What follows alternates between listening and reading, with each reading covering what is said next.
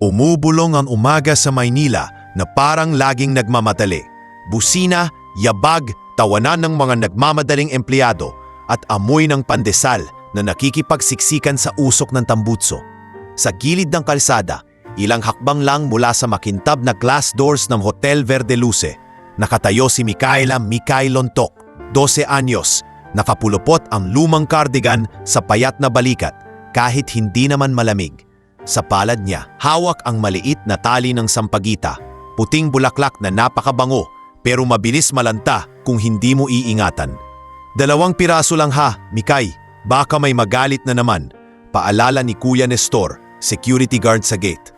Malapad ang balikat nito pero malumanay ang boses kapag si Mikay ang kausap. Mumiti si Mikay, pilit na malakas ang loob. Opo kuya, dito lang po ako sa may poste. Hindi po ako lalapit sa pinto. Good, basta kapag may lumapit na manager, tumakbo ka agad sa likod ng guardhouse. Huwag ka makipagtalo. Opo. Tumango siya tapos huminga ng malalim. Sa bawat hinga, parang pinapaalala ng katawan niya na gutom na siya. Pero mas gutom ang pangangailangan sa bahay. Sa kabilang side ng driveway, sumenya si Mang Rodel na may bagong kotse. Valet driver siya ng hotel, marunong makipagbiruan at minsan nagbibigay ng barya kapag may sobra. Mikay, tingnan mo oh, may mga nakabarong. Mukhang may seminar na naman. Diyan ka sa gilid, baka may bumili. Salamat po Mang Rodel, sagot niya. Tumingala at sinundan ng mata ang mga bisitang nakaayos. May ilan na hawak ang lanyard. May ilan na nakahil na parang hindi napapagod. May tumingin sa kanya, may ngumiti, pero karamihan tumaan lang. Si Mikay, sanay na. Sa unang tingin akala mo maliit lang ang problema niya. Bata lang na nagtitinda. Pero sa totoo, bawat tali ng sampagita ay katumbas ng pirasong buhay ng lola niyang si Lola Puring, na hirap huminga tuwing gabi. Sa lumang bahay nila sa looban ng San Isidro, may tunog ng ubo na parang sirang makina. Paulit-ulit, nakakapanginig, nakakatakot. Kaya kahit mabigat ang paa, lumalaban siya. Bili na po, sampagita po, pangswerte. Mahina niyang tawag sa isang babaeng nakasuot ng beige blazer. Pero ang babae dumiretso lang sa pinto na parang hindi siya narinig. Napatingin si Mikay sa makintab na hotel entrance. Ang Verde Luce. Parang ibang mundo. Malinis ang tiles, mabango ang hangin. May music sa loob na parang laging may kasal o may pa-welcome. Sa labas, pawis, ingay at tiis. Nang may sumulpot na lalaking may dalang malalaking kahon mula sa motorsiklo, nakilala niya agad. Kuya Elmo, bati ni Mikay, lumapit ng konti sa rider na naghihila ng trolley. Uy Mikay, si Kuya Elmo Taruk, delivery rider. Pawisan, may helmet na may gasgas. Ho, hindi ka ta kumakain? Kita ko mata mo, parang antok na naman. Okay lang po, sagot ni Mikay, pero suminghot siya dahil may amoy ng chicken pastil mula sa paper bag ni Kuya Elmo. Napangiti si Kuya Elmo at kinuha ang maliit na supot. Hati tayo. Saglit lang. Pero kunwari binili mo ha, para hindi masabi na nagbibigay ako lagi. Kuya, baka wala na kayong lunch. Kumurap si Mikay. Nahihiya. Meron pa. Saka may utang ako sa langit. Bayad ko na to. Tinulak ni Kuya Elmo ang supot sa kamay niya. Oh, kain. Tapos benta ulit. Kaya mo yan. Tahimik nang umiti si Mikay, saka umupo sandali sa mababang pader malapit sa halaman. Kumain siya ng dahan-dahan. Parang ayaw niyang maubos agad. Sa loob ng hotel, may nakasilip sa glass. Si Tess Alonzo, front desk trainee, naka-ponytail at may name tag na medyo maluwag. Nakita ni Mikay ang pagngiti ni Tess at ang maliit nitong pag-wave. Parang lihim na, kaya mo yan. Minsan, si Tess ang nagpapalusot ng tinapay kapag walang benta si Mikay. Hindi malaki, pero sapat para hindi sumakit ang sikmura. Pagkatapos kumain, tumayo si Mikay at inayos ang mga sampagita. Bili na po kayo, sampagita po. Mas buo na ang boses, mas may lakas. May 2 lalaking lumapit, mga driver ng bisita. Magkano? Tanong ng isa. Mukhang nagmamadali. 20 po isa, samut ni Mikay. Mabilis na inabot ang pinakamabango. Kinuha ng lalaki, nagbigay ng barya. Sige isa, pampaba mo sa kotse. Salamat po. Kumintab ang mata ni Mikay, hindi dahil sa tuwa lang, Dahil sa pag-asa, hang lumilipas ang oras, paunti-unti ang benta. May isang matandang babae na bumaba sa sasakyan. Nakasuot ng pearl earrings, mabango kahit malayo pa. Tumigil ito sandali at tiningnan si Mikay. "Anak, ikaw ba yung laging nandito?" Tanong ng babae. "Opo," sagot ni Mikay. Magalang, "Panggamot lang po ni Lola." Umayos ang mukha ng babae, parang may naalala. "Lola mo?" Humina ang boses. "Anong pangalan?" "Puring po." "Lola Puring," sagot ni Mikay. May saglit na pagkislap sa mata ng babae. Hindi takot, hindi galit, kundi parang pagkagulat na mabilis itinago. "Ah, sige, bili ako." Kinuha nito ang 3 tali at nagbigay ng mas malaking pera. "Ma'am, sobra po," gulat na gulat si Mikay. "Keep it," sabi ng babae, tapos mabilis na pumasok sa hotel na parang ayaw na magtagal. Napatitig si Mikay sa hawak niyang pera. Ramdam niyang may kakaiba sa tingin ng babae, pero hindi niya alam kung ano. Bago pa siya makapag-isip, lumapit si Kuya Nestor. Medyo seryoso ang muka. "Mikay, bulong nito. May bagong memo daw, mas higpitan ang paligid. Dami kasing VIP na darating sa mga susunod na araw." "Ah, okay po," sagot ni Mikay. Pero bumigat ang dibdib niya. Kapag humigpit, kaunti ang benta. Kapag kaunti ang benta, kulang ang gamot. Kapag kulang ang gamot, uubo ng uubo si Lola Uring hanggang sa hindi na makahinga.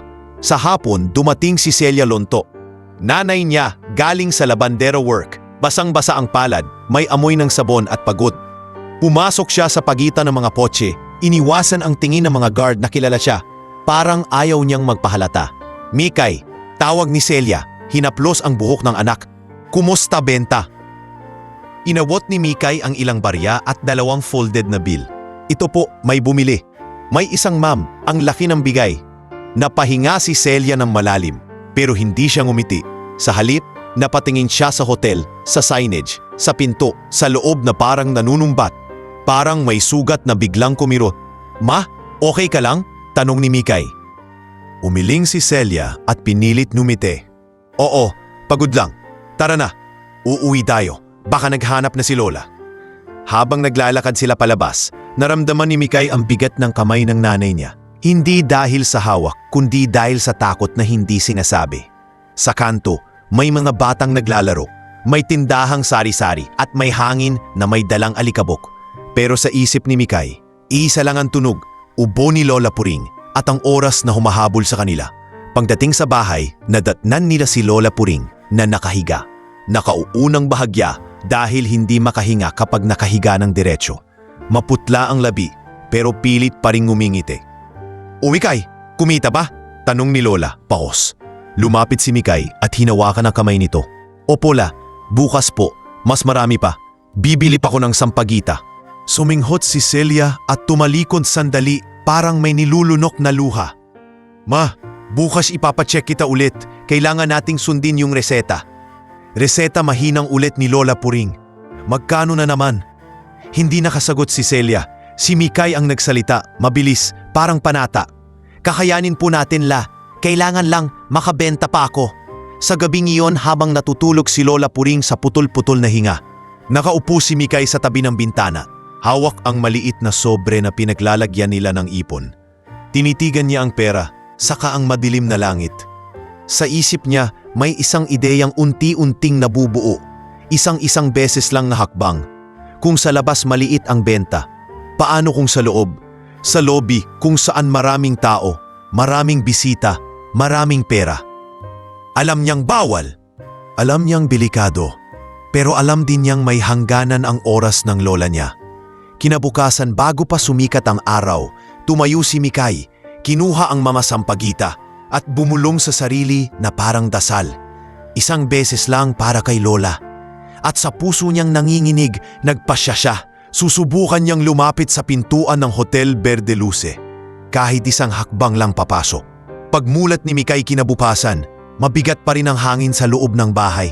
Hindi dahil sa panahon, kundi dahil sa ubo ni Lola Puring na parang may humihigop ng lakas sa bawat hinga. Tahimik siyang kumilos para hindi magising ang lola. Tinupi niya ang lumang cardigan, isinilid sa bayong ang mga sampagita, at bago lumabas, tiningnan niya ang maliit na sobre ng ipon. Kulang pa rin, kulang na kulang. Sa labas, Naglalakad siya papunta sa Hotel Verde Luce na parang may tinutumbok na pangako. Isang beses lang, bulong niya sa sarili. Pero alam niyang minsan ang isang beses tangsimula ng mas malaking gulo. Nandoon si Kuya Nestor sa gate. Nakataas ang kilay nang makita siyang papalapit. "Mikay, dito ka lang ha?" "Opo kuya," mabilis na sagot ni Mikay. Ngumiti para hindi mahalata ang kaba. "Dito lang po." Sa gilid ng driveway, nakita niya si Mang Rodel na nag-aayos ng mga orange cones. Sumenyas ito, parang nagbababala at nag-aalala. "Uy, Mikay, ingat ngayon. Ramdam ko may bagong tao sa loob." "Yung manager na si Marisa, masama timpla niyan kapag event days." "Alam ko po," sagot ni Mikay. Pero tumunog ang lalamunan niya sa tuyong takot. "Saglit lang po ako." Sa loob ng glass doors, nasilip niya si Tess Alonso sa front desk. Nagtagpo ang mata nila. Nag-wave si Tess. Pero nang mapansin ang pagtingin ni Mikay sa pinto, biglang napababa ang kamay nito at napailing ng banayad. "Huwag," ang sabi ng mata niya. Pero si Mikay, umahon na ang desisyon mula sa sikmura at dibdib. Pumasok siya sa lilim ng pinto. Isang hakbang lang. Tapos isa pa. Ang lamig ng aircon ang unang tumama sa balat niya. Parang may yumakap na hindi kanya. Sa loob, ang sahig kumikislap na parang salamin at may amoy ng mamahaling pabango na humahalo sa amoy ng kape. Naramdaman niyang biglang naging maliit siya. Mas maliit pa sa dati. "Bili na po kayo. Sampagita po. Pangswerte." Mahina niyang sabi, nilapitan ng isang babae na may lanyard at may hawak na folder. Tumigil ang babae, napatingin sa kanya. "Ay, ang cute! Magkano?" "20 po ma'am." "Isa nga." Kinuha ng babae ang sampagita. "Pangswerte ko sa talk ko mamaya." Ngumiti ito at nagbayad. Lumiit ang kaba ni Mikay ng kaunti. Sumunod siyang lumapit sa dalawang lalaki na halatang conference attendees. Naka-polished shoes, may laptop bag. "Sir, sampagita po." Isa sa kanila, tumingin lang at nag-waving motion na parang nagtataboy ng langaw. "No, no." Pero yung isa, napatingin sa kanya, umugot ng barya. "Sige, isa, para kay mama." "Salamat po." Sagot ni Mikay, mabilis na yumuko.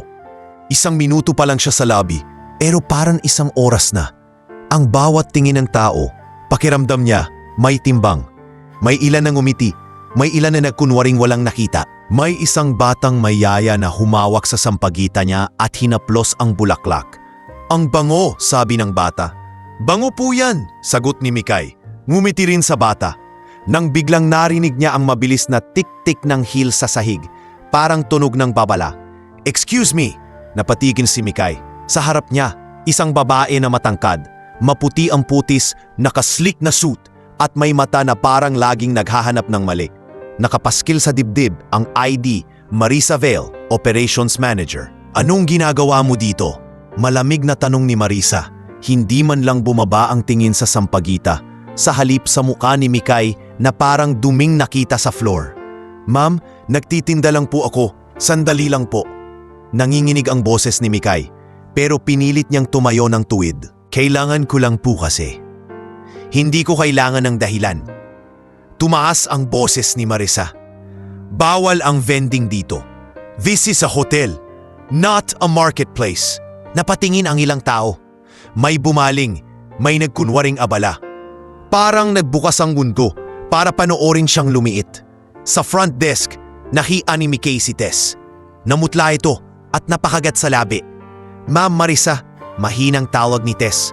Lumabas ng bahagya sa likod ng desk. "Baka naman pwedeng..." "Miss Alonso," pumutol si Marisa. Tumalim ang tingin. "You're here to do your job, not to adopt street vendors. Do you want to lose your training slot?"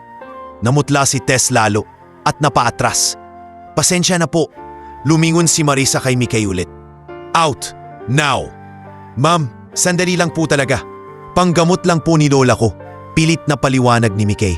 Narinig niya ang sarili niyang boses na nanginginig, parang batang humihingi ng permiso para mabuhay. Mumisi si Marisa pero walang saya. "That's not my problem. Leave."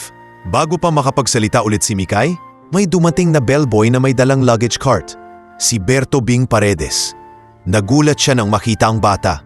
"Ma'am Marisa, Umimik si Berto, halatang hindi alam ang gagawin. Nandito po kasi. Tulungan mo siyang lumabas. Utos ni Marisa na parang nagsasalita sa kagamitan. At kung makita ko ulit yan dito, I'll report you too. Nanlaki ang mata ni Berto. Opo ma'am. Lumapit si Berto kay Mikay at yumuko para bumaba ang boses. Ate, Mikay, tara na. Please, mahirap to. Kuya, saglit lang. Benta lang po ni Mikay. Pero alam niyang wala siyang laban. Nararamdaman niyang tumitingin na ang mga tao at mas masakit ang hiya kapag nararamdaman mong wala kang karapatan sa sahig na kinatatayuan mo. Hinawakan ni Berto ang gilid ng bayong niya. Hindi marahas pero matatag. Sige na, ako na bahala sa iyo sa labas. Labas muna. Habang papalabas sila, sumunod si Marisa. Parang gustong siguraduhin na mawawala ang istorbo. Sa tabi ng elevator, may koridor na may framed photos, mga lumang events ng hotel, ribbon cutting, awards. Sa isang frame, may larawan ng isang batang lalaki, nakabarong, katabi ang matatandang may-ari nun, nakangiti habang may hawak na gunting. Napatingin si Mikay. Sandali lang pero parang may kumurot sa tiyan niya. Yung batang nasa litrato, may panga at mata na parang pamilyar. Hindi niya alam kung bakit. Pero parang may aninong dumaan sa alaala. Bakit ka nakatitig? Singhal ni Marisa. Wala po, mabilis na sagot ni Mikay. Ibinaba ang tingin. Paglabas sa pinto, bumalik ang init ng araw. Parang sampal na mas pamilyar. Sa labas, nakatingin si Kuya Nestor. Halatang nabahala. Anong ginawa mo? Bulong ni Kuya Nestor kay Mikay. Pero hindi galit, takot. Nagbenta lang po, sagot ni Mikay. Nanlalambot ang tuhod. Sumingit si Marisa, nakapamewang. Guard, make sure she doesn't enter again. We have standards. Opo ma'am, sagot ni Kuya Nestor. Pero halatang pigil ang inis. Nang umalis si Marisa pabalik sa loob, yumuko siya kay Mikay. Sabi ko sa'yo, dito ka lang eh. Pasensya na, mahina niyang sabi. Kailangan ko lang po kasi. Tumango si Kuya Nestor, huminga ng malalim. Alam ko, pero delikado, hindi lahat may puso. Sa gilid, mabilis lumapit si Tess. Lumabas sandali na parang may tinatakasan sa loob. Tumingin siya sa paligid, tapos inilagay sa kamay ni Mikay ang maliit na plastik na may tinapay at isang sachet ng kape. Mikay, bulong ni Tess. Sorry, hindi ko kaya. Akot ako. Okay lang po, sagot ni Mikay. Pinipigilan ng luha. Salamat po sa tinapay. Huwag ka na pumasok ulit. Pakiusap ni Tess. Nanginginig ang boses. Si Ma'am Marisa, iba yun. Kapag na-mark ka niya, sasadyayan ka. Bago pa makasagot si Mikay, may biglang lumapit si Berto. Mukhang kinakabahan. Tumayo siya sa tabi ni Mikay at kunwaring nag-aayos ng luggage cart sa labas. Mikay, bulong ni Berto. Halos hindi gumagalaw ang labi. May mga CCTV dyan sa labi. Kapag bumalik ka, kita ka agad. Pero may side entrance sa may delivery area. Huwag mo lang gamitin ha. Sinasabi ko lang para alam mo kung saan hindi ka dapat dadaan. Napatingin si Mikay sa kanya. Nalito, bakit mo po sinasabi? Napakamot si Berto, umiwas ng tingin. Kasi, minsan, unfair. Pero wala akong lakas para labanan si Ma'am Marisa. Pasensya na. Hindi na nakapagsalita si Mikay. Hawak niya ang bayong, hawak ang tinapay, hawak ang natikirang sampagita. Pero ang pinakamabigat, yung hiya na parang naging batik sa balat.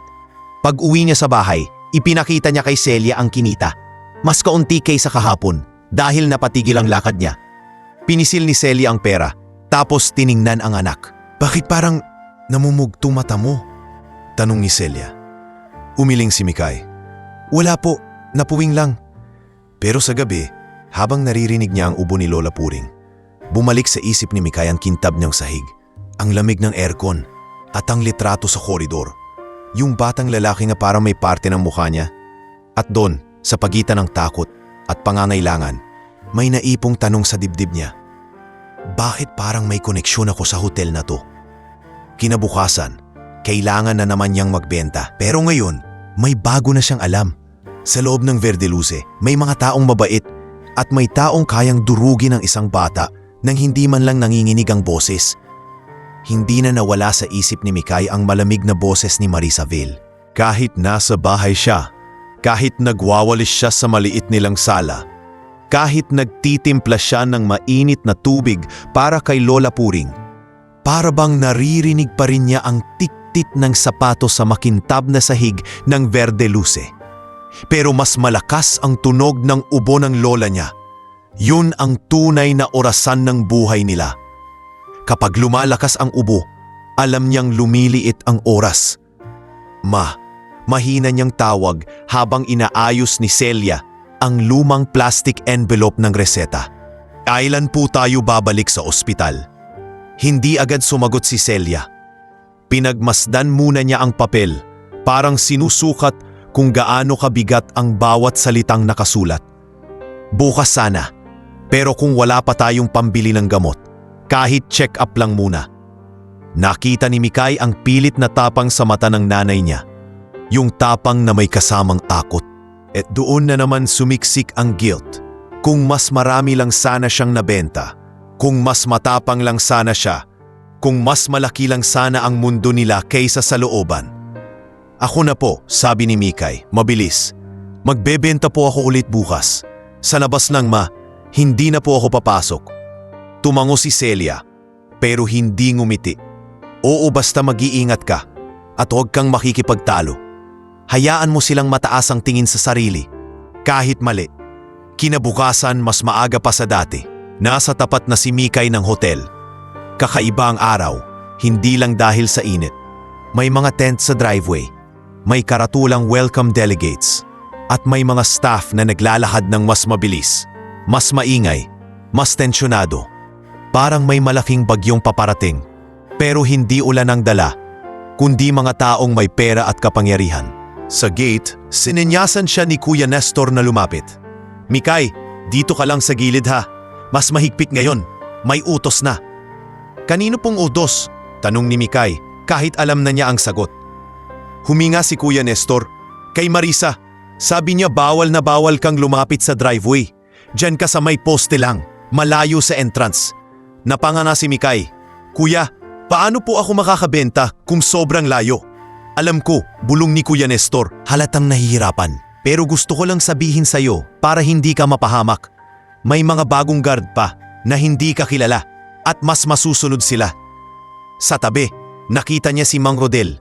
Nakakunot ang noo habang nagpapark ng sasakyan. Lumapit ito ng makaluwag-luwag. Mikay, tawag nito halos pabulong. May event na yon, malaki. Daming bisita, dapat malaki kita mo. Pero ayun na, si Marisa. Bakit po ba galit siya sa akin? Tanong ni Mikay, hindi na mapigilan. Umiling si Mang Rodel. Sumilip sa paligid. Hindi ko alam. Pero may mga taong ayaw nilang may nakikitang mahirap sa harap ng hotel. Parang nakakasira daw ng image. Masakit pakinggan, kahit matagal na niya itong alam. Pero iba kapag galing sa bibig ng taong araw-araw niyang nakakausap. Para bang totoo talaga na ang mga tulad niya dapat itinatago. Lumipat si Mikay sa poste na itinuro ni Kuya Nestor. Malayo pero kita pa rin niya ang pagpasok ng mga bisita. Naguunahan ang mga kotse, ang mga naka-suit, ang mga naka-heels. May mga may dalang bouquet, may mga may dalang gift bag. May isang group na tumawa ng malakas, parang walang problema sa mundo. Bili na po kayo, sampagita po. Sigaw niya, pilit binubuo ang boses para umabot sa kanila. May ilan na tumingin, pero wala halos lumapit. Ang layo niya. Yung iba, mabilis maglakad. Parang kung lalapit sila sa kanya, madudumihan ang sapatos nila. Maya-maya, may motorsiklong dumaan at huminto. Si Kuya Elmo, may dalang dalawang maliit na kahon. Uy, Mikay, grabing layo mo ah. Kuya, pinapwesto po ako dito, sagot ni Mikay. Pilit tumatawa. Ang hirap pong magbenta. Napakamot si Kuya Elmo. Ngumisi, pero halatang inis. Ah, si Marisa ba ulit? Naku, narinig ko yan kahapon, yung mga staff nagkukwentuhan. Sabi daw, linisin yung paligid dahil may VIP. VIP? Ulit ni Mikay. Oo, may organizer dito, si Gilda Rocas tsaka may mga foreign delegates. Sikat yung event. Yumuko si Kuya Elmo at binuksan ang bulsa niya. O eto, pangtawid lang, hindi utang ha? Tinulak ni Mikay ang kamay niya palayo, nahihiya. Kuya, wag na po. Hindi ko tinatanong. Matigas ang boses ni Kuya Elmo pero may lambing sa mata. Kunin mo, Kasi kung hindi, uuwi akong may kasalanan sa konsensya. Kinuha ni Mikay ang barya, nanginginig ang daliri. Salamat po, tumango si Kuya Elmo at bago umalis bumulong, may delivery ako sa likod mamaya. Kung kailangan mo ng tubig, sabihin mo kay Nestor, huwag kang lalapit sa mga bago. Pag-alis ni Kuya Elmo, sinubukan ulit ni Mikay. Sampagita po, mas malakas, mas desperado. May isang babaeng naka-lanyard ang lumingon at naglakad palapit. Si Dr. Sienna Marquez, yung nakabili sa kanya sa lobby nung nakaraan. Nakilala siya ni Mikay agad dahil sa maamo nitong muka at paraan magsalita. Ikaw pala ulit, sabi ni Dr. Sienna. Ngumiti. Anak, dito ka na naman. Opo ma'am, sagot ni Mikay. Pasensya na po. Huwag kang mag-sorry. Magkano ulit? Kinuha ni Dr. Sienna ang 2 tali para sa mga speaker friends ko. Pampaswerte. Salamat po. Gumaan ang dibdib ni Mikay. Pero bago pa siya makasunod sa susunod na bisita, may dumating na babaeng mukhang may hawak na mundo sa clipboard. Matangkad. Matikas. May red lipstick na parang marka ng autoridad. Nakasabit sa leeg ang ID. Gilda Roxas, event organizer. Excuse me, sabi ni Gilda, tumingin kay Mikay mula ulo hanggang paa. Bakit may nagtitinda dito sa tapat? Hindi ba sinabi ko na dapat malinis ang entrance? Nakakadistract sa delegates. Nanlamig si Mikay. Ma'am, sa gilid lang po ako.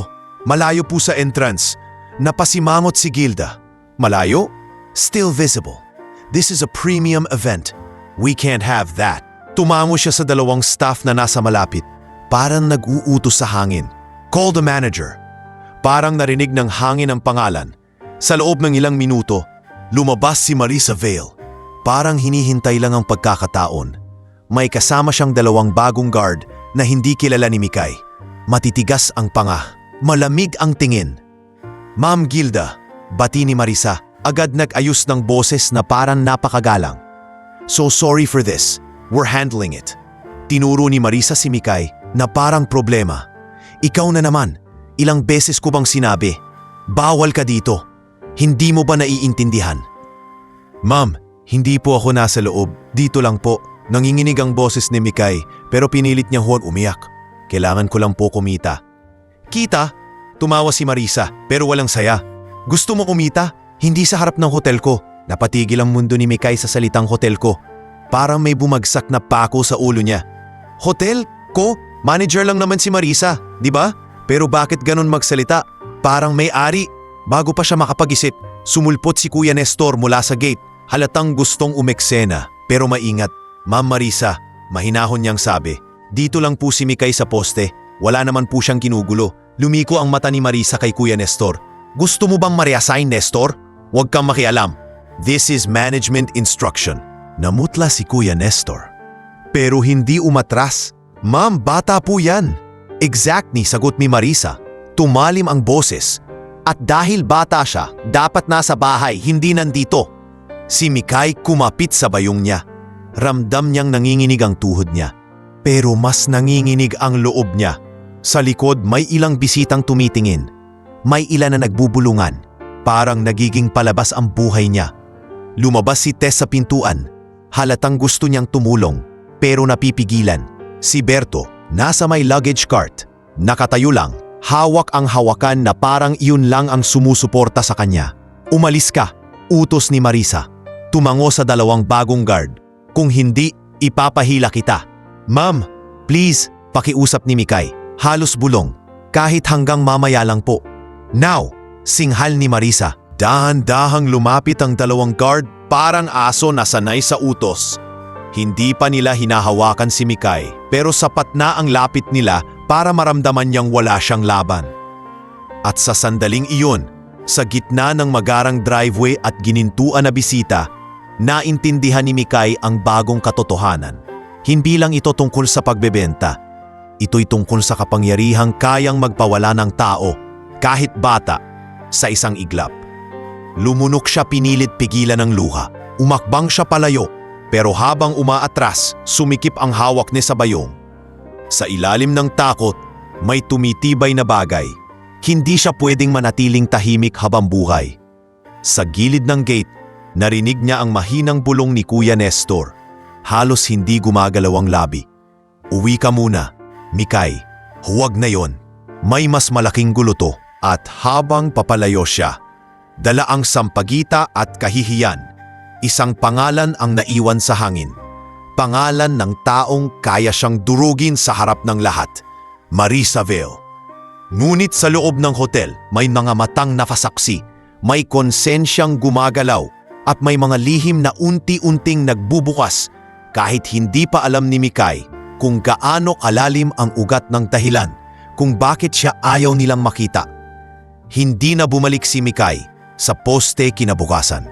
Hindi dahil ayaw niya, kundi dahil may bigat sa dibdib na parang bapo. Ang huling tingin ni Marisa Vale at ang dalawang gardan lumapit na parang handang hatakin siya. Kumapit sa isip niya na parang marka. Pero mas malakas pa rin ang dahilan kung bakit kailangan niyang bumalik. Si Lola Puring. Kinagabihan, halos hindi na makatulog si Celia. Paulit-ulit niyang hinihipo ang noo ng Lola. Tinitingnan kong nilalagnat, nakikinig kong humihina ang hinga. Si Mikay naman, nakaupo sa sahig, yakat ang tuhod. Hawak ang reseta na parang larawan ng kapalaran nilang hindi nila maabot. Mahina niyang tawag. Kung babalik po ako sa hotel bukas, sa labas lang. Hindi na po ako lalapit. Napatingin si Celia, pagod ang mata, pero may apoy ng pag-aalala. Anak, ayokong pinapahiya ka. Mas ayoko pong nawawala si Lola. Sagot ni Mikay. Diretso at doon napapikit si Celia na parang nasaktan. Kinabukasan, maaga silang umalis ni Mikay. Si Celia sumama sa kanya sa unang oras para siguradong hindi siya aabutin ng gulo. Nandoon na naman ang tent, ang mga kotse at ang mga bisitang parang walang katapusan. May bagong karatula pa. Executive Luncheon. Private. Mas masikip ang paligid, mas marami ang garda. Sa gate, nagulat si Kuya Nestor nang makita si Celia kasama si Mikay. Ate Celia, bulong niya. Parang may biglang bumukas na lumang alaala sa mukha. Nandito ka. Kuya Nestor, sagot ni Celia, pilit ngumiti. Sandali lang, bibili lang kami ng gamot mamaya. Kailangan lang makabenta. Tumingin si Kuya Nestor sa loob ng hotel, saka sa paligid. Mag-ingat kayo, mainit ulo ng management. Lalo na ngayon, maraming bisita. Sumingit si Mang Rodel mula sa driveway, halatang naiipit sa trabaho pero nakapansin agad. Ate Celia, ikaw pala yan. Naku, napatingin siya kay Mikay. Mikay, huwag ka lang mapapalapit. May mga bagong guest na, basta. Salamat po, sagot ni Mikay. Sa loob niya, may takot, pero mas malakas ang determinasyon. Sa araw na ito, ang plano niyang simple. Sa labas lang, malapit sa driveway, pero hindi sa gabal. Kailangan niyang makabenta sa dami ng tao. Umupo si Celia sa gilid ng waiting shed, nagbantay. Si Mikay, lumapit sa bandang corner ng driveway. Hindi sa entrance mismo, kundi sa pagitan ng isang puno at isang poste kung saan dumadaan ang mga driver at staff. Sampagita po, pang swerte. Maayos niyang tawag.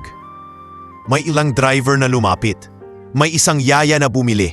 At may isang babae na nakasuit na saglit na tumigil at nagbayad ng hindi tumitingin. Unti-unting may pumapasok na pera sa palad ni Mikay. Pakiramdam niya, kahit papaano, may pag-asa. Hanggang sa may dumating na lalaki na halatang hindi staff. Event guest. Matangkad, medyo namumula ang muka. May hawak na baso ng inumin kahit tanghali pa lang. Nakaanbato ng polo at may yabang sa lakad.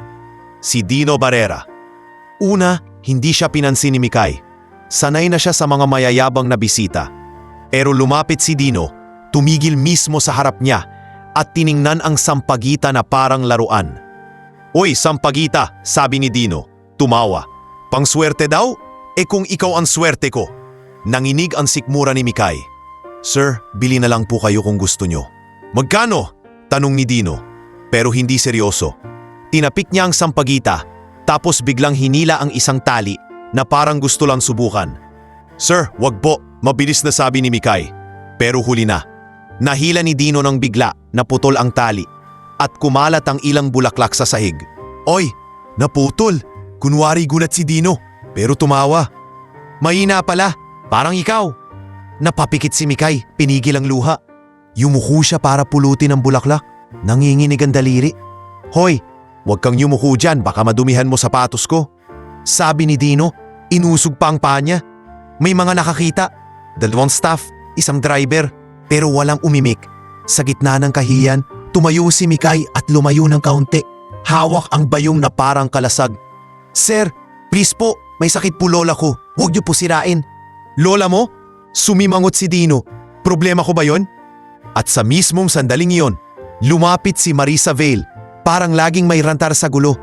Kasama niya ang 2 bagong guard at si Arman Ledesma na head of security. Seryoso ang mukha. Anong nangyayari dito? Tanong ni Marisa. Mabilis ang tingin sa paligid, tapos bumagsak kay Mikay. Bago pa makapagsalita si Mikay, sumingit si Dino, nagkunwaring biktima. Ma'am, itong batang to, biglang humarang sa daan. Muntik ko matapakan. Tapos nag-iingay. Hindi po totoo, singit ni Mikay. Nanginginig. Ngumiti si Marisa kay Dino, yung ngiting pang VIP. Sir Dino, pasensya na po. We'll handle this. Tapos lumingon siya kay Mikay na parang biglang naging bato ang mukha. Ikaw na naman, ilang beses ko bang sinabi, bawal ka dito. Ma'am, hindi po ako humarang. Siya po ang pilit na paliwanag ni Mikay. Sumenya si Marisa sa guards. Enough. Escort her out. Now. Ma'am Marisa, pumagit na si Arman. Mahinahon pero halatang napipilitan. Nasa labas naman po siya. Pwede naman siguro. Napalingon si Marisa kay Arman. Matalim ang tingin. Arman, wag mo akong turuan. This is a premium property. I won't let some street child ruin the driveway experience. Sa gilid, tumayo si Celia. Nakita ang commotion, tumakbo siya palapit, dala ang takot at galit. Anong ginagawa niyo sa anak ko? Nagulat si Mikay nang makita ang nanay niya sa harap. Ma, ikaw pala, sabi ni Marisa kay Celia, tumataas ang kilay. So this is your doing. Bringing your child here to solicit money from guests. Hindi po solisitasyon to. Nagbebenta po siya, matapang na sagot ni Celia.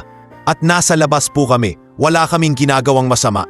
Tumingin si Dino sa cellphone niya, kunwari nagte-text, pero halatang natutuwa sa eksena. May ilang bisita ang huminto. May staff na tumingin. Ang driveway naging entablado. Nang biglang hinila ng isang guard ang bayong ni Mikay para itulak siya palayo. Sa pagkabigla, natumba si Mikay. Hindi sobrang lakas, pero sapat para kumalat ang sampagita sa semento. Parang umulan ng puting bulaklak sa maduming lupa. Hoy! Sigaw ni Celia, mabilis na yumuko para saluhin ng anak. Bata yan! Mikay! Tawag ni Kuya Nestor mula sa gate. Gusto sanang tumakbo pero pinigilan ng isa pang guard. Sa kabilang side, nakita ni Mikay si Tess na lumabas sa pintuan, nanginginig ang kamay sa bibig. Si Berto naman, nakatayo, hawak ang luggage cart, parang gustong lumapit pero nakapako. At sa bandang gilid ng lobby window, may lalaking may hawak na camera phone, nakakap, mukhang turista. Si Kian Velasco, travel vlogger. Nakatutok ang phone niya sa eksena. Hindi para manira, kundi dahil halatang nabigla. Nakuha ng video ang pagbagsak ni Mikay, ang pagkalat ng sampagita at ang malamig na mukha ni Marisa habang naguutos. Ma'am, please po. Umiiyak na si Mikay, hindi na mapigilan. Yun na po yung paninda ko. Sumenya si Marisa na parang nauumay. Pick it up somewhere else. Get out. Hinila ng guard si Mikay palayo. Si Celia, pilit kumakatit sa anak, pero tinulak din siya ng balikat. Hindi sobrang lakas, pero sapat para maramdaman niyang wala silang karapatan kahit sa hangin sa harap ng hotel. Ma'am Marisa, sigaw ni Celia, nanginginig ang boses sa galit at sakit. May puso pa po ba kayo? Tumingin si Marisa, mumisi ng bahagya. Puso doesn't run a hotel. At doon, sa harap ng mga taong may pera at mga taong takot mawalan ng trabaho, pinalayas si Mikay na parang basura sa driveway. Walang laban, walang kakampi, na kayang sumigaw ng mas malakas sa kapangyarihan. Pagdating nila sa kanto, nagkalat pa rin ang ilang bulaklak sa damit ni Mikay. Si Celia humihingal sa pagpigil ng iyak. Si Mikay naman nakatulala. Hawak ang basag na tali ng sampagita na parang punit na pangarap. Pag-uwi nila, dumiretso sila sa bahay. Sa pintuan pa lang, narinig nila ang mas malakas na ubo ni Lola Puring. Pagpasok, nakita nilang nakahiga ito, nanginginig at biglang nanlambot ang katawan. "Ma!" sigaw ni Celia, tumakbo. "Mikay!" mahina pang tawag ni Lola, tapos pumikit. Nanlaki ang mata ni Mikay, nawalan siya ng boses.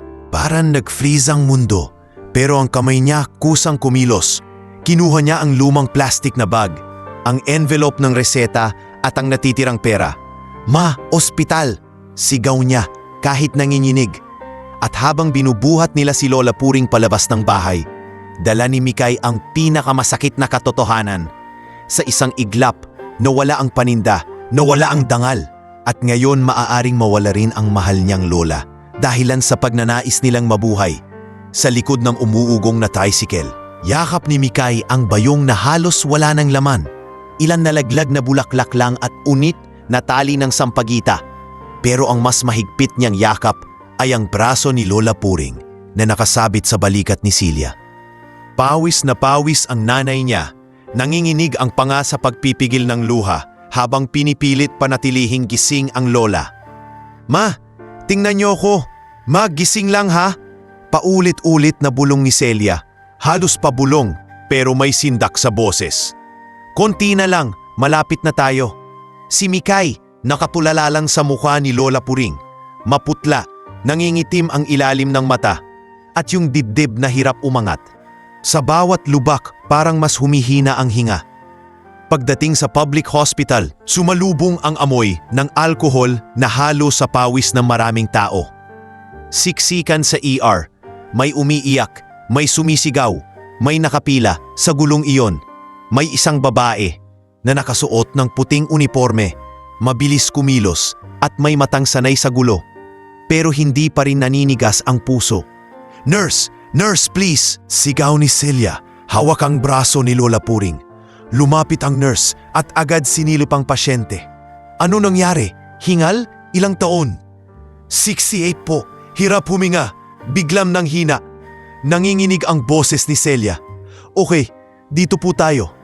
Inalalayan sila ng nurse. Sinenyasan ng isang orderly. "Kuya, bed, dito po, mabilis." Habang inililipat si Lola Puring sa stretcher, lumapit ang nurse kay Celia. "Ma'am, ako si Nurse Dalia Navarro. Kailangan natin ng oxygen at initial tests. May reseta ba kayo? May history ba ng hika o pneumonia?" "Opo, may reseta. May ubo na matagal." Sagot ni Celia. Kinuha ang envelope at ipinakita. Tinitigan ni Mikay si Nurse Dalia. Hindi ito kagandahan ang itsura sa parang artista na nakikita sa TV. Pero may klase ng ganda na galing sa kabutihan. Yung tipong kapag nagsalita, humuhupa ang takot. "Anak," sabi ni Nurse Dalia kay Mikay, lumuhod ng bahagya para magpantay sila. "Hihinga si lola mo ha? Kailangan mo lang tumuling sa nanay mo. Kaya mo?" Tumango si Mikay pero nanginig ang labi. "Opo." Pagpasok ni Lola Puring sa loob, naiwan si Mikay at Celia sa waiting area. Doon na lumabas ang bigat. Hindi lang takot, kundi pera. "Kailangan po namin ng tests, ma'am," sabi ni Nurse Dalia nang lumabas siya. May papel sa kamay. May mga basic na overd, pero may gamot na kailangan bilhin sa labas. Hindi naman agad-agad, pero dapat within today. Nanlumo si Celia. "Magkano po?" Nagbigay ng rough estimate si Nurse Dalia at parang may sumuntok kay Mikay sa tiyan. Ang halagang yun, ilang linggo niyang pagbebenta kung papayagan pa siya sa tapat ng hotel. Napaupo si Celia, hawak ang ulo. Diyos ko, hinawakan ni Mikay ang kamay ng nanay niya. "Ma, meron pa naman tayong konti. Saka, baka may mahiraman." Doon napapikit si Celia. Alam ni Mikay kung kanino at ayaw niya ring marinig ang sagot, pero kailangan. Kinuha ni Celia ang lumang cellphone. Nanginginig ang daliri habang dinadial ang numero. Parang bawat pindot ay may kasamang paglunok ng pride. Pagkasagot ng kabilang linya, isang boses na matinis at may halong pagod ang sumambit. "Ano na naman, Celia?" "Tita Rowena," mahinang sabi ni Celia. "Pasensya na, si Mama Puring nasa ospital. Kailangan namin ng panggamot." "Kahit konti lang po." Saglit na katahimikan, tapos may tawa na may halong pangmamaliit. "Ayan na naman kayo. Lagi na lang may emergency. Bakit? Hindi ba kayo marunong mag-ipon?" "Tinry ko po, pero..." "Pero ano? Lagi kang may dahilan." "Kaya kayo ganyan, kasi..."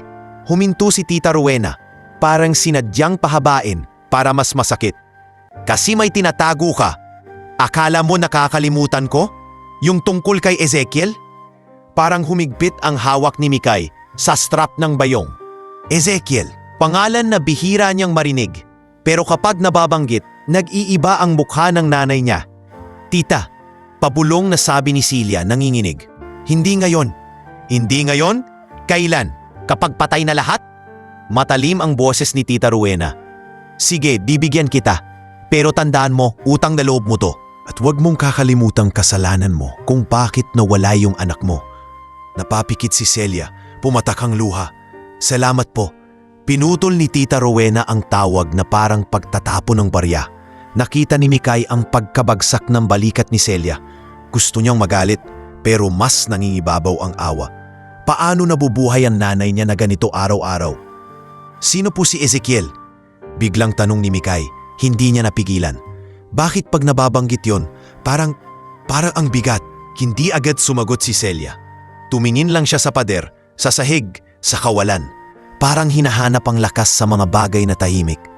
Anak, mahina niyang sabi, kuya mo yon. Nanlaki ang mata ni Mikay. Kuya? Ku? Tumango si Celia. Pilit humihinga. Panganay ko. Panganay natin. Ezekiel Lontok. Nawala siya. Noong maliit ka pa. Napatayo si Mikay para bang biglang umikot ang mundo. Paano po nawala? Bakit hindi niyo sinasabi sa akin? Hindi ko kaya, sagot ni Celia. Basag ang boses. Akala ko, kapag hindi ko sinasabi, hindi masyadong masakit. Pero mali, kasi araw-araw ko pa rin siyang hinahanap kahit sa panaginip. Dahan-dahang kinuha ni Mikay ang kamay ng nanay niya. Nasaan po siya? Umiling si Celia. Hindi ko alam. May dumaan na alaala sa mukha ni Celia. Parang flash ng liwanag at dilim. Dati, nagtatrabaho ako sa hotel, sa Verde Luce. Housekeeper ako.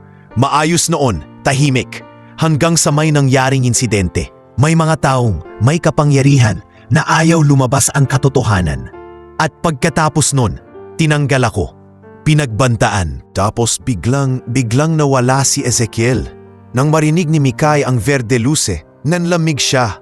Parang may kable na nagdugtong sa utak niya. Yung litrato sa koridor. Yung pakiramdam na pamilyar ang mukha ng batang nasa frame. Ma, nanginginig na tanong ni Mikay.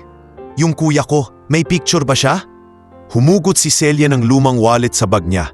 Dahan-dahan niyang binuksan. Parang binubuksan ang sugat. Sa loob may lumang ID photo. Binatilyo, nakangiti ng bahagya. Pero ang mata, seryoso na. Nakalagay ang pangalan. Ezekiel Lontok. Napahawak si Mikay sa bibig niya. Yung panga, yung mata, yung hugis ng ngiti, tahawig ng batang nasa litrato sa koridor ng hotel. Kahit hindi eksakto, may pamilyar na hibla. Ma, parang nakita ko po siya. Bulong ni Mikay, hindi makapaniwala sa sarili. May picture po sa loob ng hotel. May batang. Anong picture? Biglang nagtaas ng tingin si Celia. May takot at pag-asa na nagbanggaan sa mata. Saan? Sa hallway po. May frame photos nung pinalabas po ako. Nanginginig si Mikay. Parang siya. Napatakip si Celia sa bibig, lumabas ang isang hikbi. Diyos ko! Hindi pa sila nakakausad sa bigat ng revelasyon nang may tumunog mula sa lumang cellphone ni Mikay. Hiningi niya ito kay Kuya Elmo noong minsan. Lumang unit pero may data. Pag-open niya, bumungad ang feed na punong-puno ng shares. Isang video, isang batang natumba, mga sampagitang kumalat, isang babaeng manager na naguutos. At ang title ng post, Batang nagtinda ng sampagita, pinalayas sa hotel, grabe. Nakita ni Mikay ang sarili niya sa screen, umiiyak. Nakita niya si Celia na sumisigaw. Nakita niya ang mukha ni Marisa Vale, malinaw, matalim, walang bahid ng pag-aalinlangan. Ma! Paos na sabi ni Mikay, iniabot ang phone. Nanlaki ang mata ni Celia. May video? Opo, viral po. Sa gilid, lumapit si Nurse Dahlia. Napansin ang kanilang pagkapunit-punit. Ma'am Celia, kailangan ko po kayo sandali para sa forms. Huminto siya lang makita ang screen at ang mukha ni Mikay. Ikaw yung bata sa video. Mahina niyang sabi, halatang nagulat, ikaw pala yun. Tumango si Mikay, nahihiyang ibinaba ang tingin. Dahan-dahang hinawakan ni Nurse Dahlia ang balikat ni Mikay. Anak, hindi dapat ganyan. Pero ngayon, may nakakita na, may makakarinig. Hindi ka nag-iisa. At sa loob ng ospital na puno ng ingay at paghihintay, may 3 bagay na biglang naging totoo para kay Mikay.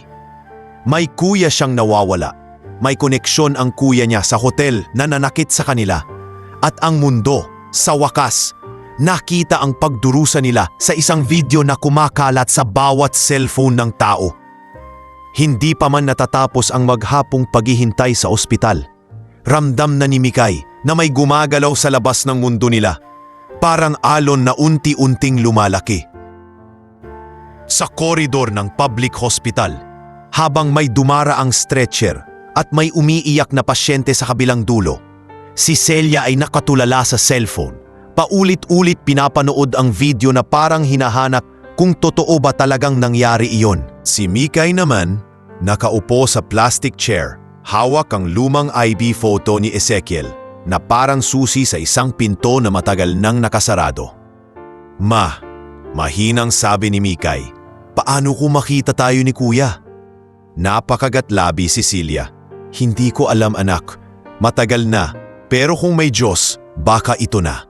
Sa tabi nila, si Nurse Dalia Navarro ay nag-aayos ng papers pero paminsan-minsan tumitingin sa kanila na parang gusto ring magsalita.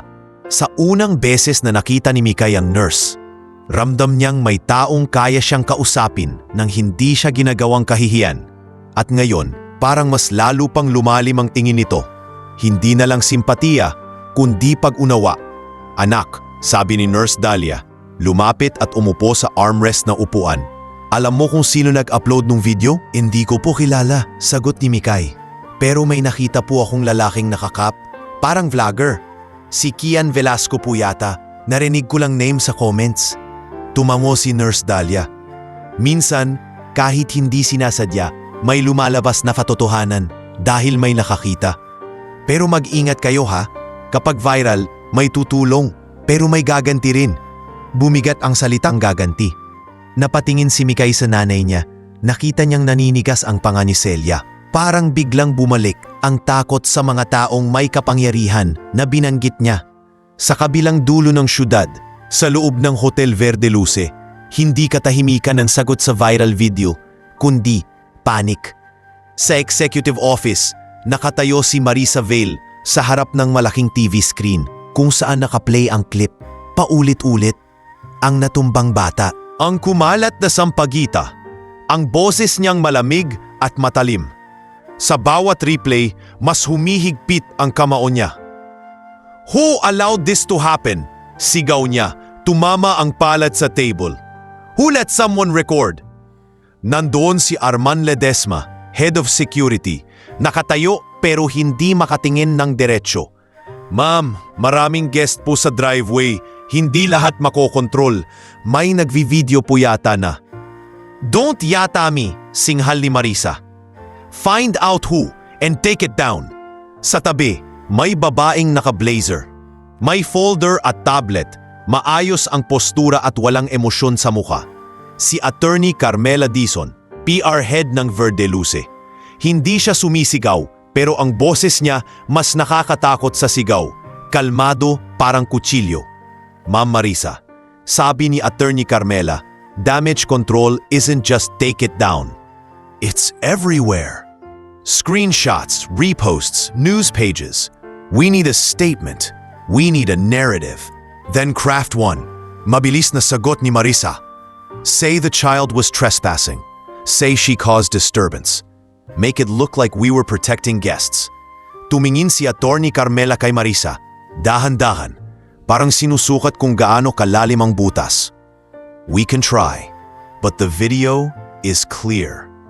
Your voice is clear. The public hates cruelty more than they hate poverty. Sumingit si Marisa, naglalakad sa room na parang leon.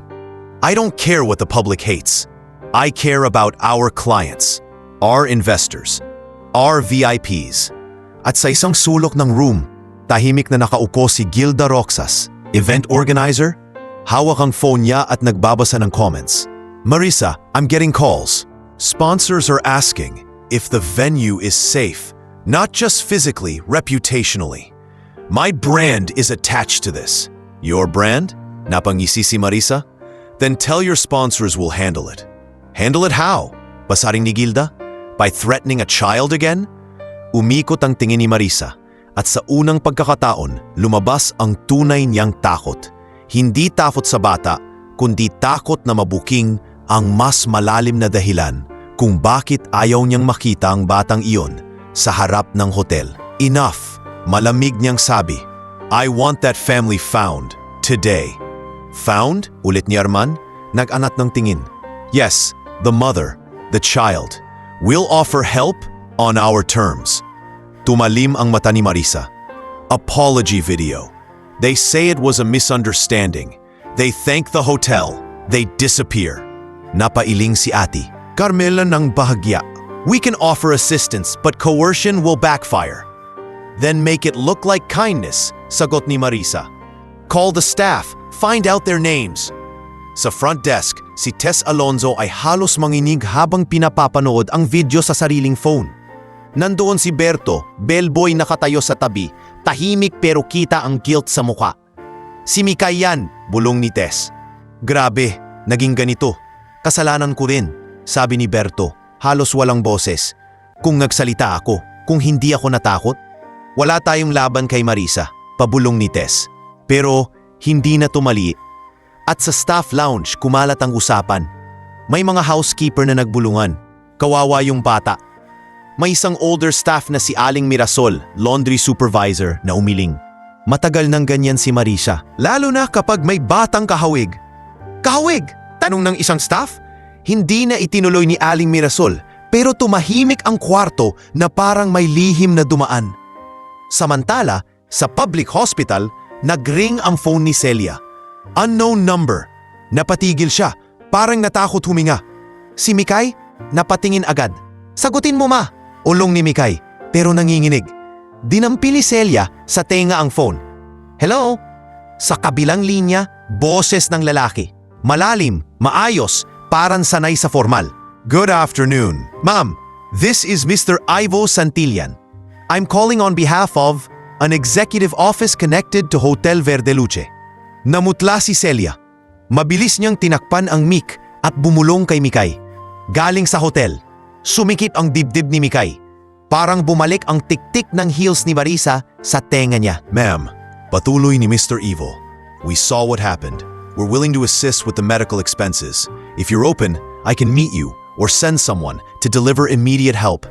Napapikit si Celia. Parang may gustong maniwala, pero may sugat na ayaw. Bakit? Bakit ngayon lang? At sino po kayo?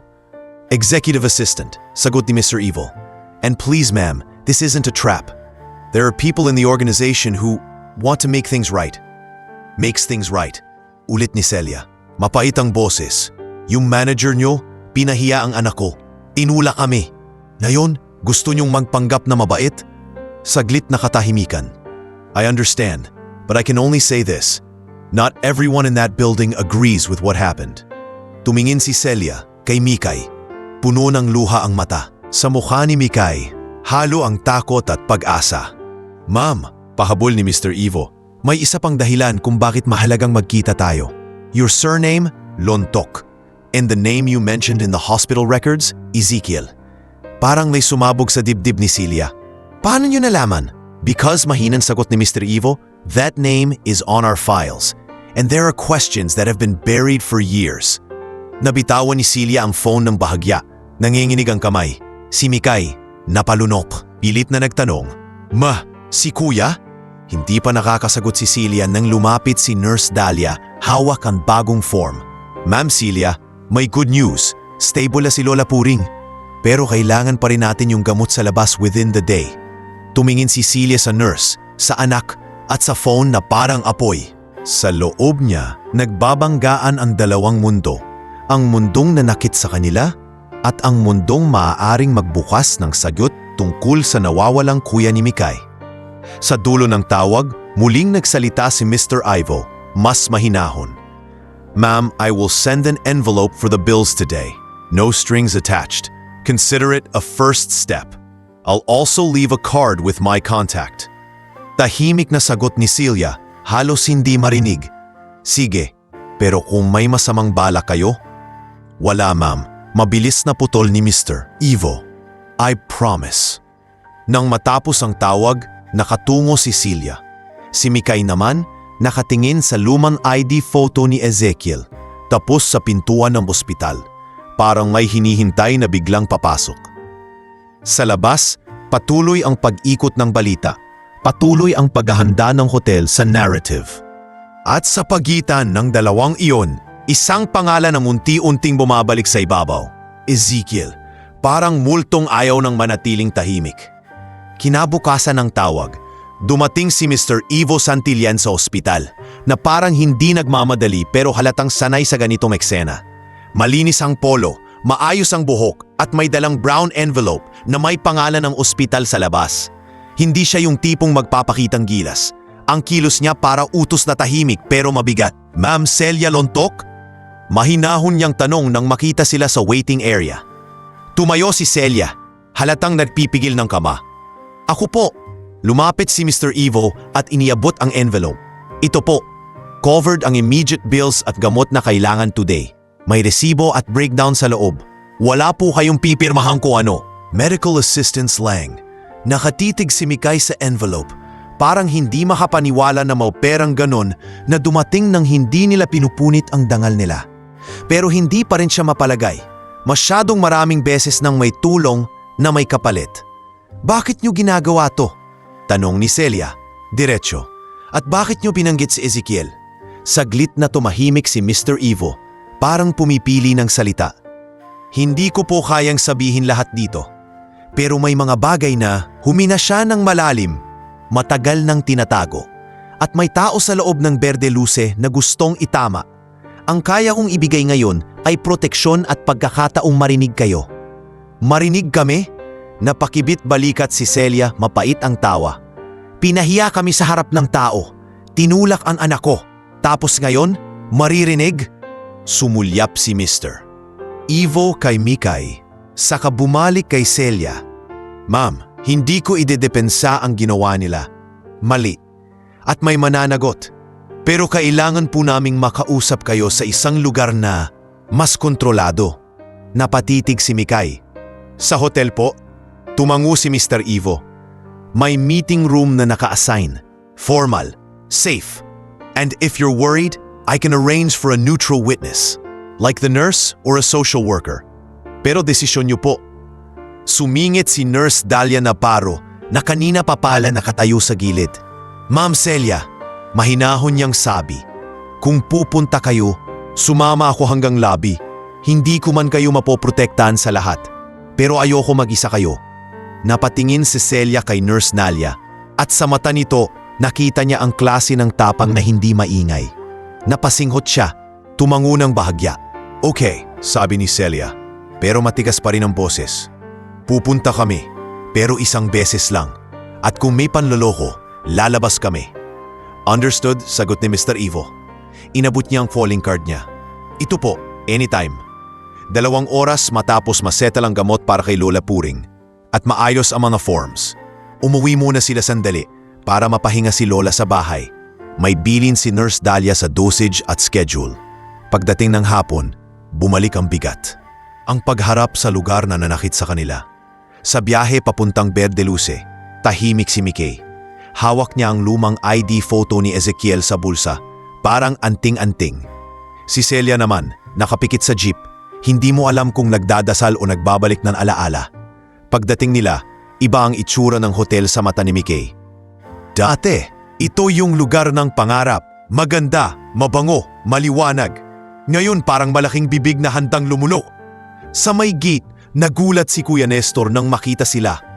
Mikay, Ate Celia, bakit kayo nandito? May meeting, maikling sagot ni Celia. May tumawag galing sa executive office. Lumaki ang mata ni Kuya Nestor. Tumingin siya sa paligid, saka lumapit.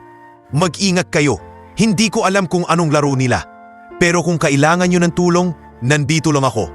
Tumango si Mikay. Hindi alam kung anong sasabihin. Sa loob ng lobby, nakita niya si Tess Alonso sa front desk. Namutla si Tess nang makita sila.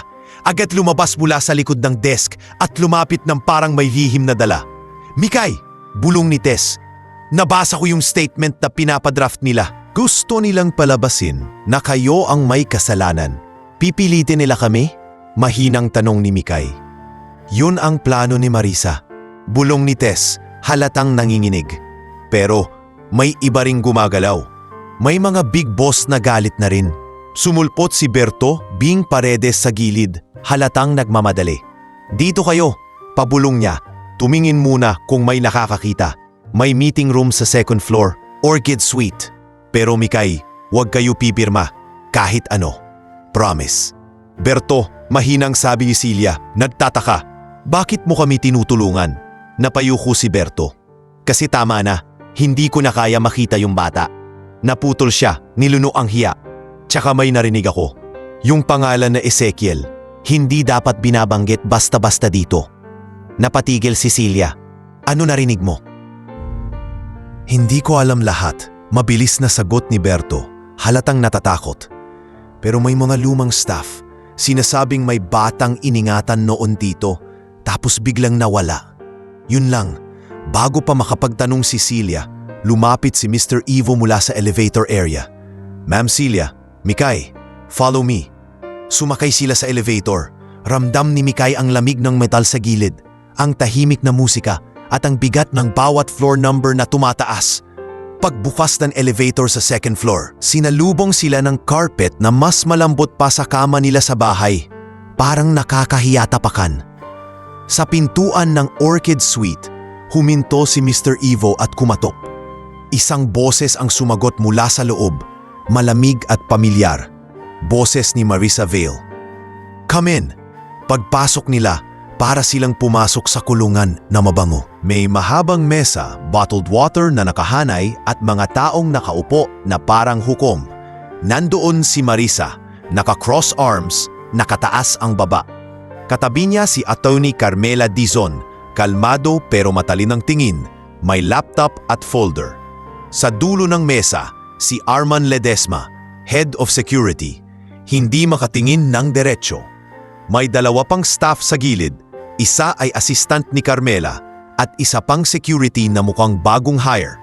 Ah, dumating na, sabi ni Marisa, parang nananalo na agad. Uput kayo para matapos na po. Hindi umupo agad si Celia. Hinawakan niya ang kamay ni Mikay. Ano to? Anong gusto nyo? Mumiti si Atty. Carmela, profesional ang tono. Ma'am Celia, this is a settlement meeting. We acknowledge there was an incident, but we also have policies. We want to resolve this quietly. No escalation. Quietly? Ulit ni Celia, nanginginig sa inis. Pinahiya niyo kami sa harap ng tao. Tapos gusto niyo quiet? Sumingit si Marisa, pabalang. Kung hindi ka nagdala ng bata mo dito para manghingi ng awa, hindi mangyayari yon. Namula ang mata ni Mikay. Nagbebenta po ako. Mahinang depensa niya pero halos hindi lumabas ang boses. Marisa pumawa ng paiksi. Benta? Sa driveway ng hotel? Don't insult me. Lumapit si Atty. Carmela at nag-slide ng papel sa mesa. This is a simple agreement. Medical assistance, small compensation, and in return, you post an apology clarification that the hotel staff acted appropriately and that there was misunderstanding. Napakunot no si Celia. Apology? Sa kanila? Kami pa mag-a-apology? Tama, sabi ni Marisa, tumama ang daliri sa mesa. At ipapadelete mo ang video. Kung sino man nag-upload hahanapin mo. Sabihin mo sa mga tao na nag-imbento lang sila. Humigpit ang hawak ni Mikay sa kamay ng nanay niya. Narinig niya ang sariling tibok ng puso, parang gustong tumalon palabas. Hindi, matigas na sabi ni Celia. Hindi ko sisirain ang anak ko para lang linisin yung pangalan nyo. Nagbago ang hangin sa loob. Si Marisa biglang tumalim ang mata. Then you get nothing and we can press charges. Trespassing, disturbance, solicitation. Sumingit si Arman, mahinahon pero may pilit na konsensya. Ma'am Marisa, baka naman. Arman, shut up, putol ni Marisa. Hindi man lang lumingon. Si Mikay nanginginig na. Hindi niya alam kung galit o takot ang nararamdaman. Pero bago pa siya tuluyang lamunin ng kaba, bumukas bigla ang pinto. Isang katahimikan ang pumasok bago pa ang tao. Pumasok si Mr. Ivo pero hindi siya ang dahilan. Sa likod niya, isang lalaki ang sumunod. Nakasuit na simple pero halatang mamahalin. Maayos ang tindig at ang mga mata. Parang matagal nang pagod pero hindi sumusuko. Hindi siya ngumiti. Hindi rin siya nagmukhang galit. Yung aura niya parang taong sanay magpigil at kapag nagsalita, may babagsak. Tumayo si Ate Carmela agad. Gulat ang bahagyang pag-angat ng kilay. Si Arman parang natahimik. Si Marisa biglang nanigas. "Good afternoon," mahinang sabi ng lalaki. Pero ang boses maubigat na pumuno sa kwarto. "I believe you're pressuring my family." Napako ang tingin ni Mikay sa mukha niya. Sa unang segundo, hindi niya alam kung bakit parang pamilyar. Sa pangalawa, naramdaman niya ang pagtabog ng puso niya. Sa pangatlo, parang may piraso ng litrato na biglang nabuo sa utak. Yung ID photo sa wallet, yung panga, yung mata. "Ezekiel?" Halos pabulong na lumabas sa bibig ni Celia. Parang takot banggitin, baka maglaho. Dahan-dahang lumingon ang lalaki kay Celia. At sa unang pagkakataon, lumambot ang mata niya. Hindi sa mga taong nasa mesa, kundi sa kanila, sa nanay, sa batang kapatid. "Mama!" Paos niyang tawag. Parang may tinik sa lalamunan. "Ako to!" Parang nabitawan ni Celia ang buong mundo. Napahawak siya sa bibig, humagulgol ng walang tunog, luha lang ang lumabas. Si Mikay naman, nanlambot ang tuhod. Hindi siya makagalaw. Hindi siya makapagsalita. Para siyang batang biglang nakakita ng multo. Pero ang multo, buhay. Siya po ang... Pabulong ni Mikay, halos walang tinig. Lumapit si Ezekiel ng isang hakbang. Pero huminto. Parang ayaw manakot, ayaw masyadong mabilis. "Mikay," sabi niya, boses na nanginginig sa kontrol. "Ate, bunso, pasensya na kung ngayon lang." Sa gilid, si Marisa Vale ay parang biglang nawala ng hangin. Tumayo siya ng bigla, nanginginig ang kamay. "Sir!" Naputol siya, nilunok ang laway.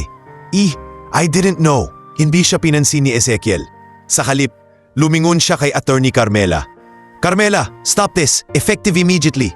"Yes sir," mabilis na sagot ni Attorney Carmela. Tumayo rin. Iba ang tono niya ngayon, hindi na PR, kundi pagsunod. "Sir!" Umimik si Arman, halatang gulat pero may relief. "We didn't." "I know," putol ni Ezekiel, pero hindi galit. "But you will explain everything later." At saka bumaling si Ezekiel kay Marisa.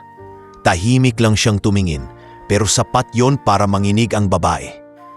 "Marisa Vale," malamig na sabi ni Ezekiel, "kneel if you must, but it won't save you." Sa gulat at takot, parang may sariling buhay ang tuhod ni Marisa. Unti-unti itong bumagsak sa carpet, hindi dahil may humila, kundi dahil sa bigat ng pangalang nasa harap niya. "Sir Ezekiel, please." Nanginginig niyang pakiusap. "I was only protecting the hotel." "Hotel?" Ulit ni Ezekiel, bahagyang umangat ang kilay. "My hotel doesn't need cruelty to be protected." Tumalikod siya sa kanya at lumapit kay Mikay. Dahan-dahan, parang natatakot na kapag masyadong mabilis, magigising siya sa panaginip. Inabot niya ang kamay, nanginginig din. "Mikay," mahinang sabi niya, "tingnan mo ko. Huwag kang matakot. Hindi na kayo mag-iisa." At doon, sa loob ng isang meeting room na dapat sana'y kulungan para sa kanila, biglang nagbago ang hangin. Hindi dahil naging mabait ang mundo, kundi dahil ang nawawalang kuya, ang lalaking matagal nilang hinanap, ay nakatayo na sa harap nila. At ang buong hotel, sa unang pagkakataon, parang napilitang lumuhod sa katotohanan. Hindi pa rin makapaniwala si Mikay sa bigat ng kamay ni Ezekiel na nakaharap sa kanya. Hindi ito yung kamay ng bisitang dumadaan lang, kundi kamay ng taong may karapatan, may kapangyarihan, at higit sa lahat, may dugo nilang pareho. Sa loob ng Orchid Suite, nanatiling nakaluhod si Marisa Vale sa carpet na parang biglang nabura ang yabang niya. Ang dating malakas na boses, naging pabulong. Ang dating matalim na tingin, naging iwas. "Stand up," malamig na utos ni Ezekiel. Hindi dahil naaawa, kundi dahil ayaw niya ng teatro. "We're not doing this drama." Dahan-dahang tumayo si Marisa. Nanginginig ang tuhod. "Sir Ezekiel, hindi ko po alam na sila." "Stop." Itinaas ni Ezekiel ang kamay.